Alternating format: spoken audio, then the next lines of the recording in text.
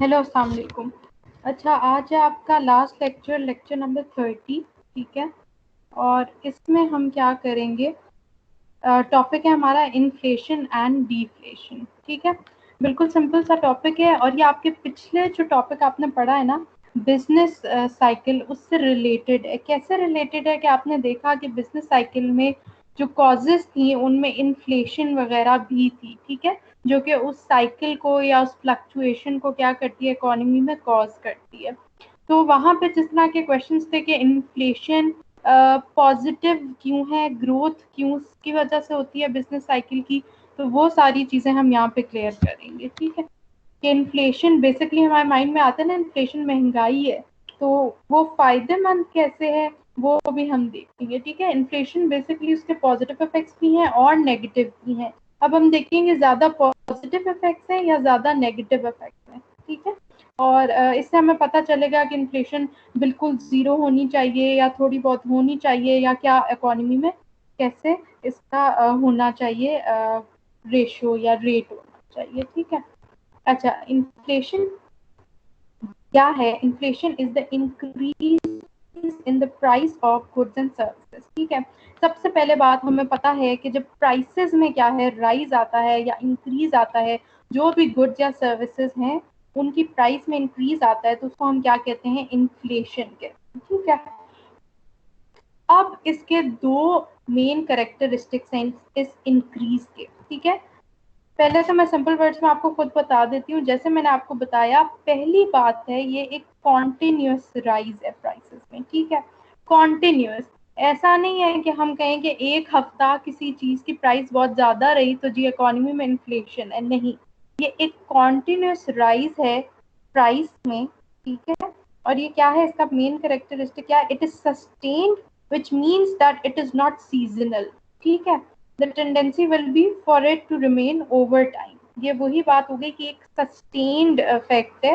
ठीक है। ये सीजनल नहीं है और इसकी टेंडेंसी क्या है कि ओवर टाइम रहता है। तो हम क्या कहेंगे, कॉन्टिन्यूस प्राइसेस में जो राइज आएगा उसको हम इन्फ्लेशन कहेंगे। It is wide spread affecting most of the sectors that make up the economy. अब क्या होता है, ये एक वाइड स्प्रेड इफेक्ट है। ऐसा नहीं है कि इन्फ्लेशन हम कहेंगे कि जिस तरफ अगर इंडस्ट्रियल सेक्टर में प्राइसेस ज्यादा हैं तो ये इन्फ्लेशन है।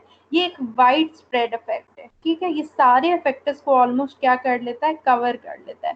कैसे कर लेता है कि देखो, सपोज आपके पास क्या है कि इंडस्ट्रियल सेक्टर है, वो रॉ मटेरियल जहां से ले रहा है उस वाले सेक्टर में क्या है, प्राइसेस ज्यादा हुई। जब वहां प्राइसेस ज्यादा हुई जहां से ये सेक्टर रॉ मटेरियल लेगा, तो ये क्या करेगा, इसकी अपनी भी प्राइसेस को क्या कर देगा, इंक्रीज कर देगा। जब ये अपनी प्राइसेस को इंक्रीज करेगा, ठीक है, तो मतलब कि जो लोगों के लिए आगे प्रोडक्ट बना रहे हैं उनको इंक्रीज करेगा, तो ओवरऑल सारी जो इकोनॉमी है या जो सब सेक्टर्स हैं वो अफेक्ट हो जाएंगे। ठीक है। तो ये क्या है, वाइड स्प्रेड फिनोमिना है और सस्टेन्ड है, यानी कि एक कॉन्टिन्यूस राइज है प्राइसेस में। तो ये क्या है, आपकी इन्फ्लेशन। अब हम डिस्कस करेंगे कि इन्फ्लेशन किस टाइप की होती है, और फिर हम डिस्कस करेंगे वही बात जो मेन आपका पर्पस है, जो बिजनेस साइकिल से ये लिंक्ड है, कि कैसे इन्फ्लेशन आपकी इकोनॉमी में अच्छी होती है, और अगर बिल्कुल ही इन्फ्लेशन ना हो उसका ऑपोजिट हम पढ़ेंगे डीफ्लेशन, तो कैसे वो इकोनॉमी को आपकी रिसेशन या डिप्रेशन में ले जाता है। ये सारी टर्म्स भी हम बिजनेस साइकिल में कर चुके हैं। ठीक है। और कैसे रिसेशन और डिप्रेशन ऑब्वियसली इकोनॉमी के लिए अच्छा नहीं होता, तो उसको एक्सपेंशन की तरफ जाना है। ठीक है। अच्छा जी, अब क्या है, that increase in prices may have different causes, which means we have different types of inflation. ठीक है। इन्फ्लेशन अब एक तरह की नहीं होती जो हमारे माइंड में होता है। ठीक है। इसीलिए हम टॉपिक पढ़ें ताकि आपको इन्फ्लेशन बेसिकली क्लियर हो कि वो होती क्या है। सिर्फ बोल देना कि जी महंगाई, अब वो क्यों हुई, किस वजह से हुई, उसके डिफरेंट रीजंस होते हैं। एक इन्फ्लेशन है डिमांड पुल इन्फ्लेशन। ये जो राइज आता है ये क्यों आता है कि जब demand for goods and services जो होती है वो ज्यादा हो जाती है। ठीक है। कोई भी गुड्स एंड सर्विसेज हैं उनकी क्या हो गई, डिमांड लोगों ने बहुत ज्यादा करना शुरू कर दी। तो जब लोगों ने डिमांड ज्यादा की तो आगे जो प्रोड्यूसर्स थे वो उस इंक्रीज को मीट नहीं कर सके। क्या मतलब है कि वो उतना प्रोड्यूस नहीं कर सके जितना क्या हो रहा था, कंज्यूम हो रहा था। तो जो उनके पास जितनी प्रोडक्शन होगी वो उसी को क्या करेंगे, महंगा बेचना शुरू कर देंगे। ठीक है, क्योंकि आपको हमेशा पता है अगर बहुत ज्यादा डिमांड आ रही है, ठीक है, और आपके पास जो सप्लाई है वो बड़ी कम है, तो सप्लाई को आप क्या करते हो, महंगा बेचोगे। ठीक है, तो ये क्या है, महंगाई हो जाएगी, इन्फ्लेशन। तो ये कौन सी इन्फ्लेशन होती है, डिमांड पुल इन्फ्लेशन, जो कि किस वजह से क्रिएट हुई, डिमांड के पुल होने से। ठीक है, ये जो डिमांड है गुड्स एंड सर्विसेज की वो बेसिकली राइज हुई। अच्छा, एक है built in inflation. Built in का मतलब हमें पता है जो खुद ही से क्या है, बढ़ती जाए, इंक्रीज हो गई। ये कैसे हुई कि जब लोग एंटिसिपेट करते हैं, एज्यूम करते हैं कि फ्यूचर में प्राइसेस क्या होंगी, इंक्रीज होंगी। ठीक है, ये क्या कर देता है, and immediately build it into their expectations to try and reduce the future effect of this price increase. अब लोगों को पता है, उन्होंने क्या किया, एज्यूम करना शुरू कर दिया, एंटिसिपेट करना शुरू कर दिया कि फ्यूचर में क्या है, प्राइस क्या हो जाएगी, इंक्रीज हो जाएगी। ठीक है, तो फिर जो भी वो उसकी वजह से उस इंक्रीज को सोच के जो भी एक्टिविटीज करेंगे, उसकी वजह से क्या होगा कि आपकी इन्फ्लेशन असल में क्या है, बन जाएगी। ठीक है, तो ये क्या है, बिल्ट इन इन्फ्लेशन है। सही है। अच्छा जी, फिर क्या है, कॉस्ट पुश इन्फ्लेशन। अब ये जो इसकी पूरी डिटेल थी, कैसे सोच के, ये हमने जो पिछला हमारा टॉपिक है उसमें सब किया हुआ है कि जब वो एंटिसिपेट करना शुरू कर देते हैं कि जी फ्यूचर में प्राइसेस ज्यादा होंगी तो क्या होता है क्या नहीं। ठीक है, तो ये वो सारा कुछ है, उसकी डिटेल है। अब क्या है, cost push inflation. Cost push inflation में क्या होता है कि बेसिकली कॉस्ट के इंक्रीज होने से जो इन्फ्लेशन आती है, ये वो है, occurs when the price of raw materials becomes more expensive। अब जो raw material होते हैं, वो जिस तरह मैं अभी आपको बता रही थी, raw materials जहाँ से आपने लेने हैं, या जो एक प्रोड्यूसर को कॉस्ट पड़ती है, वो उसको कॉस्ट पड़ रही है ना, उसको पैसे पे करने पड़ रहे हैं उस रॉ मटेरियल्स के लिए, जब वो ज्यादा हो जाती है तो इन दिस केस प्रोड्यूसर क्या करेगा, टू इंक्रीज प्राइसेस, अपना प्रॉफिट लेवल को मेंटेन करने के लिए वो क्या करेगा, अपनी भी प्राइसेस, जो चीजें हैं, प्रोडक्ट्स हैं, उनकी इंक्रीज कर देगा। ऐसा ही होता है। ठीक है, प्रोड्यूसर्स क्या करते हैं, जब उन पे कोई टैक्स पड़ता है या उनकी कॉस्ट ज्यादा होती है, उनको कोई मटेरियल महंगा पड़ रहा है, ठीक है, तो वो आगे बेचेंगे भी महंगा। आपने अक्सर देखा है कि अगर कोई शॉप्स हैं वो जरा हाई फाई जगह पे हैं, ठीक है, जरा अच्छी सी जगह पे हैं, तो उनको बेसिकली रेंट वगैरह ज्यादा देना पड़ रहा है, उनको कॉस्ट ज्यादा देनी पड़ रही है, तो वहां की जो चीजें होती हैं वो रिलेटिवली क्या होती है, महंगी होती हैं। ठीक है, क्योंकि उन्हें अपना प्रॉफिट लेवल तो रखना होता है। तो इसी तरह जब उनके रॉ मटेरियल की कॉस्ट क्या है, उनकी जो प्राइस है वो ज्यादा हो जाती है, एक्सपेंसिव हो जाती है, तो ये अपनी जो चीजें हैं उनकी प्राइस भी क्या कर देते हैं, इंक्रीज कर देते हैं। तो ये क्या आ जाता है, जो गुड्स एंड सर्विसेज में बेसिकली हमने क्या पढ़ा था, उनकी प्राइस क्या हो जाती है, इंक्रीज हो जाती है इस वजह से। तो ऐसी इन्फ्लेशन को जो कॉस्ट रॉ मटेरियल्स की वजह से आए, कॉस्ट ज्यादा होने की वजह से आए, इसको क्या कहते हैं, कॉस्ट पुश इन्फ्लेशन। ठीक है जी, अब आखिरी क्या है, मॉनेटरी इन्फ्लेशन।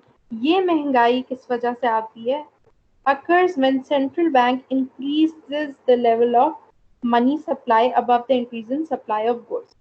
होता क्या है कि जो मनी सप्लाई है, बेसिकली एक मनी डिमांड होती है, जो लोग पैसे डिमांड कर रहे होते हैं, ठीक है, और एक होती है मनी सप्लाई, इकोनॉमी में कितनी मनी की सप्लाई है, कितना पैसा सर्कुलेट कर रहा है, वो कौन कंट्रोल करता है, आपका सेंट्रल बैंक जो होता है। ठीक है, अगर सेंट्रल बैंक एक जो इकोनॉमी का लेवल ऑफ सप्लाई है मनी का, उसको ज्यादा कर दे, और किस चीज से ज्यादा कर दे, कि सप्लाई ऑफ गुड्स इतनी नहीं इंक्रीज हुई, यानी कि जो चीजें बिक रही थी वो इतनी ज्यादा नहीं है, लेकिन सप्लाई ऑफ मनी यानी जो सर्कुलेट कर रहा है मनी, वो बहुत ज्यादा है।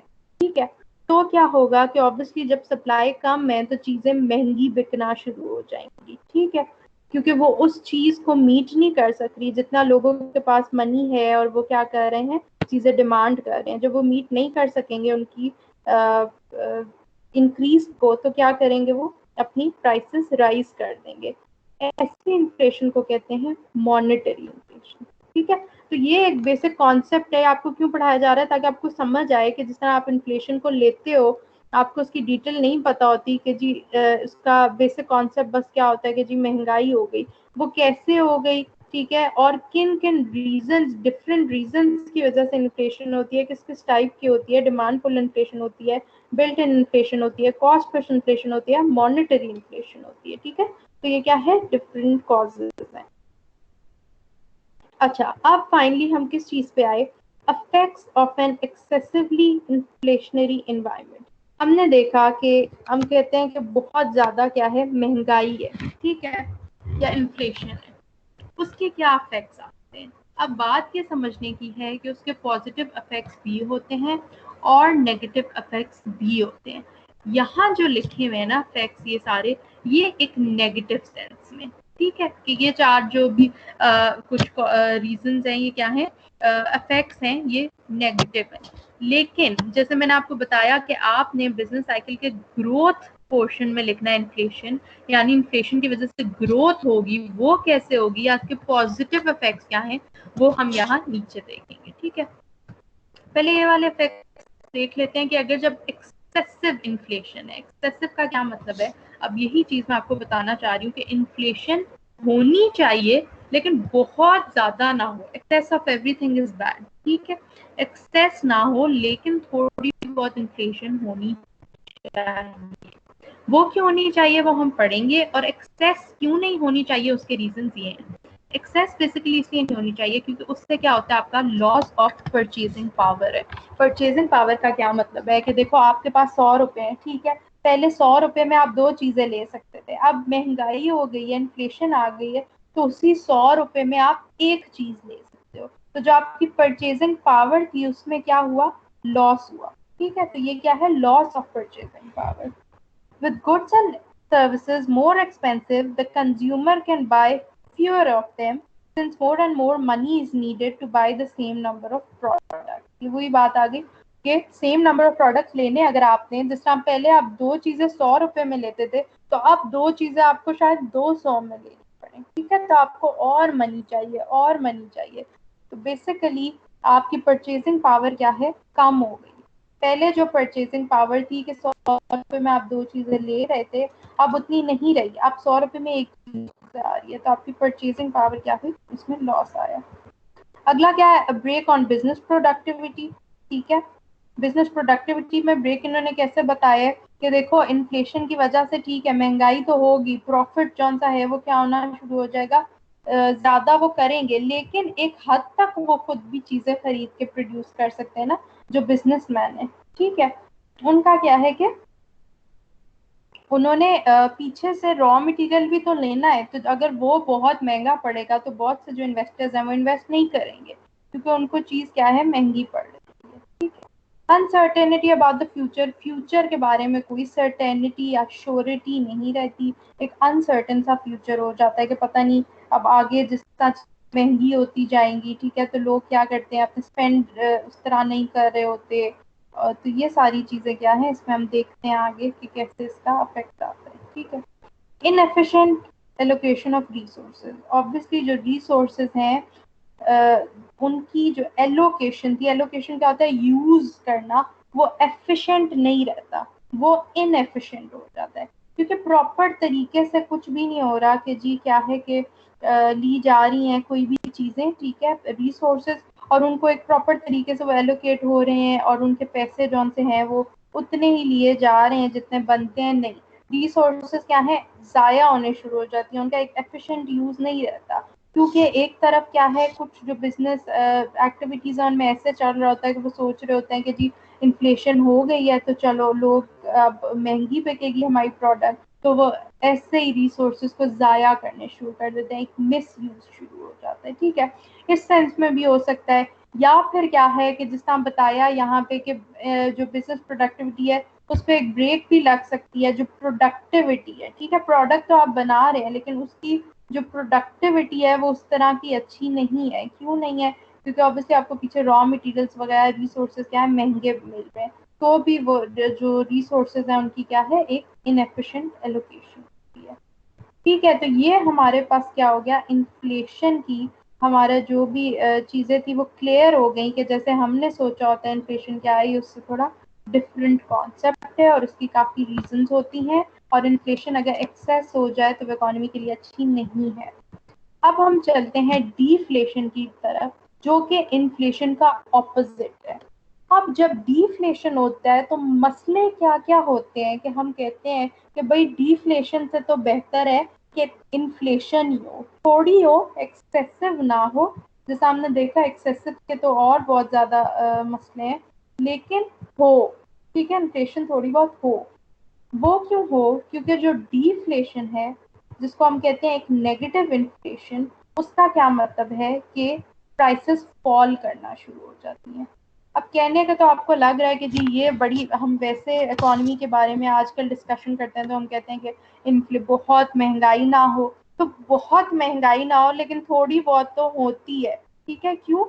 कि जो डिफ्लेशन है उसमें क्या होता है कि प्राइसेस फॉल करना शुरू कर देती हैं in the same way as they rise in the case of inflation. Inflation में तो ज्यादा होती है, डिफ्लेशन में क्या होता है, प्राइसेस गिरना शुरू कर देती हैं कॉन्टिन्यूसली, जिसका उसमें कॉन्टिन्यूस राइज था, इसमें कॉन्टिन्यूस फॉल होता है, and in a generalized manner. यानी कि जब एक अफेक्ट हो रहा है, सेक्टर अफेक्ट हो रहा है, तो सारे अफेक्टर्स, सारे सेक्टर, सॉरी, उससे क्या है, अफेक्ट होंगे। अच्छा, this fall in the prices of goods and services may have different causes. In this case, they would be, अब हम different causes पढ़ते हैं कि मसला क्या हो जाता है। एक तो हम कहते हैं कि जी प्राइसेस बहुत ज़्यादा ना हो, लेकिन अगर प्राइसेस कम हो, फॉल करना शुरू कर दें, तो क्या मसले आते हैं, ठीक है। और इन दोनों में से बेटर क्या है, इन्फ्लेशन बेटर है या डिफ्लेशन बेटर है, ये भी हम क्या है देखेंगे, ठीक है। अच्छा, इसमें देखो क्या है, एक तो इनसफिशिएंट डिमांड आ गई। Normally occurs in economic recessions or depressions in which consumers have less spending capacity, so they demand far fewer goods. हमें पता चल गया कि लोगों की जो अब है प्राइसेस फॉल करना शुरू कर गई हैं, ठीक है, तो क्या है, लोग उस तरह उनकी डिमांड भी क्या है, इनसफिशिएंट हो जाएगी, ठीक है।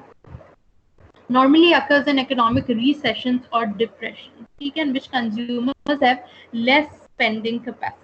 क्यों है? देखो प्राइसेस कम हुई, अब ये हम कहेंगे जी डिमांड तो चलो, प्राइसेस सिर्फ चीजों की कम हुई तो डिमांड तो ज्यादा होनी चाहिए, चीजें सस्ती हैं, नहीं।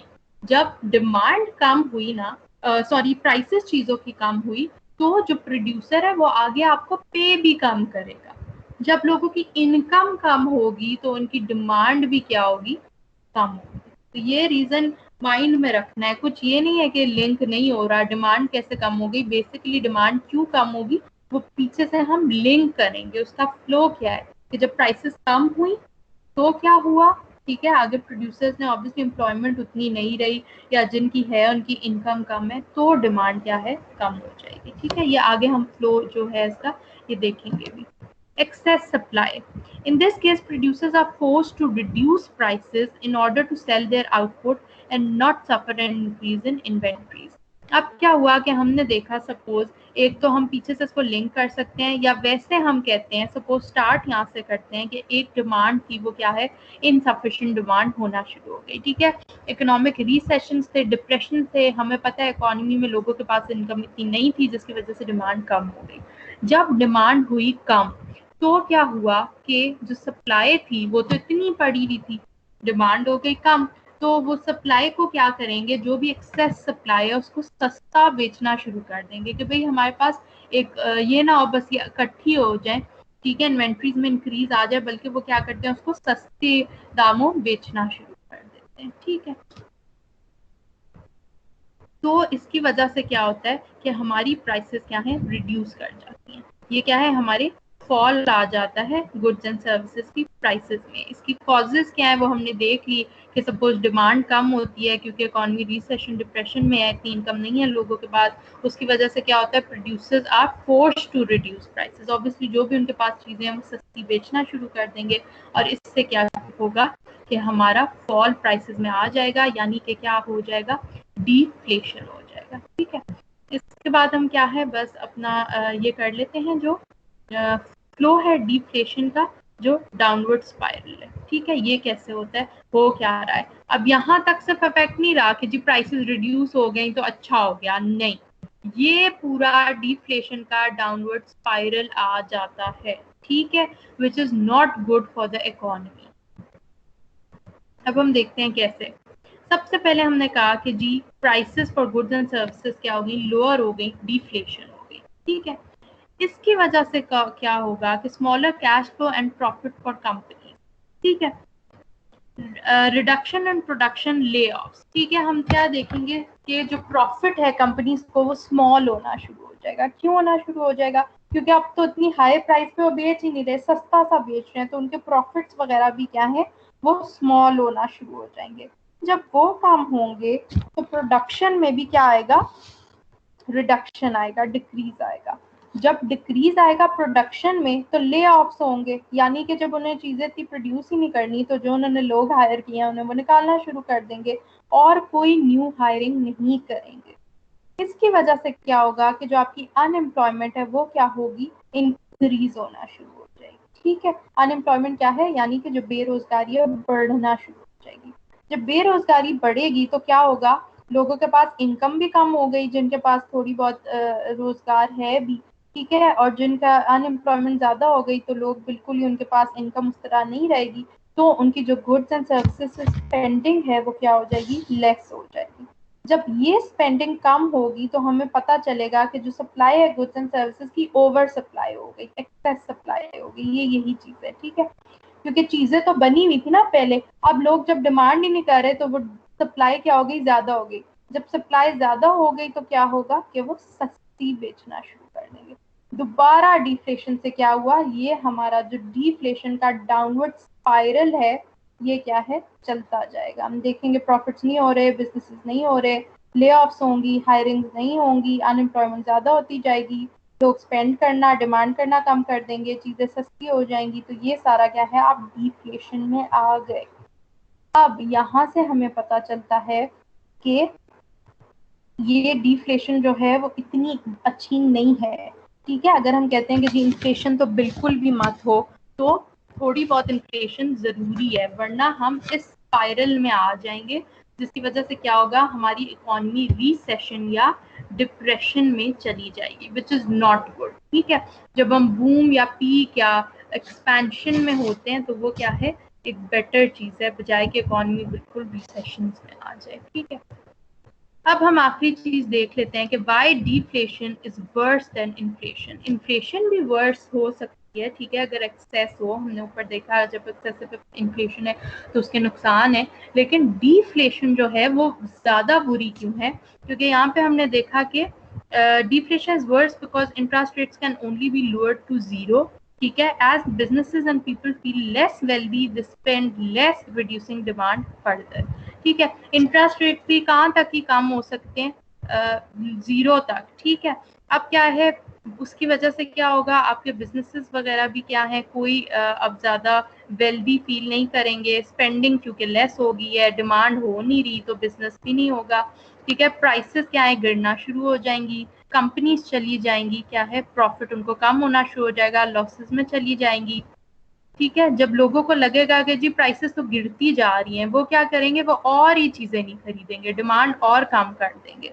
जब वो चीजें और डिमांड कम कर देंगे तो इस डिमांड के डिक्रीज की वजह से क्या होगा, जो बिजनेसेस हैं उनका प्राइसेस उनको कम करनी पड़ेंगी, क्योंकि जो उनके पास चीजें हैं वो उसी को क्या है, डिमांड कम आ रही है तो बस जो चीजें हैं उनको वो जल्दी जल्दी सस्ता क्या करेंगे, बेच देंगे। ठीक है, तो ये एक विशियस डाउनवर्ड स्पाइरल में हम क्या है, आ जाते हैं, जो कि ये है। ठीक है, तो ये क्या है, हमारा एक डिफरेंस था बेसिकली किसमें, इन्फ्लेशन में। और उसकी हमने क्या पढ़ा, इन्फ्लेशन होता क्या है, उसके कैरेक्टरिस्टिक्स क्या हैं, इन्फ्लेशन की कॉजेज क्या हैं, डिफरेंट, एक किसी वजह से नहीं होती, डिमांड की वजह से भी हो सकती है, बिल्ट इन इन्फ्लेशन भी हो सकती है, कॉस्ट पुश इन्फ्लेशन भी हो सकती है। ठीक है, मॉनेटरी इन्फ्लेशन भी हो सकती है। उसके बाद हमने देखा कि अगर एक्सेसिव इन्फ्लेशन होगी तो उसका क्या मसला होगा। ठीक है, हमारी परचेजिंग पावर पे इफेक्ट आएगा, बिजनेस प्रोडक्टिविटी पे इफेक्ट आएगा, फ्यूचर की अनसर्टेनिटी हो जाएगी, एलोकेशन ऑफ रिसोर्सेज इतनी एफिशिएंट नहीं रहेगी। ठीक है, उसके बाद हमने देखा नेगेटिव इन्फ्लेशन, यानी कि इन्फ्लेशन का ऑपोजिट जिसको हम कहते हैं डिफ्लेशन। ठीक है, तो डिफ्लेशन में क्या हुआ कि आपकी प्राइसेस वगैरह गिर गई सारी, अब वो भी कॉन्टिन्यूस होंगी और जनरलाइज्ड होंगी। उसके क्या है, आपका इफेक्ट क्या आएंगे, इनसफिशिएंट डिमांड हो जाएगी, सप्लाई हो जाएगी ज़्यादा, ठीक है। तो इस सारी रीज़न की वजह से हम एक डाउनवर्ड स्पाइरल में चले जाएंगे। जब डाउनवर्ड स्पाइरल होगा तो हमने देखा कि प्रॉफिट नहीं हो रहे हैं, एम्प्लॉयमेंट नहीं हो रही, स्पेंडिंग नहीं है, इनकम नहीं है, तो सारी चीज़ें क्या है, सस्ती, और हम चले गए अपने किसमें, अपने रिसेशन या डिप्रेशन में, ठीक है, which is not good for an economy. यानी कि हमारी जो जीडीपी ग्रोथ है वो नहीं हो रही, वो बिल्कुल कम लोअर उस पर जा रही है, जैसे कि हमने बिजनेस साइकिल में देखा था, ठीक है।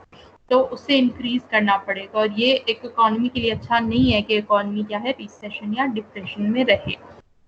ये हमने देख लिया कि कैसे इन्फ्लेशन से भी बुरा है डिफ्लेशन।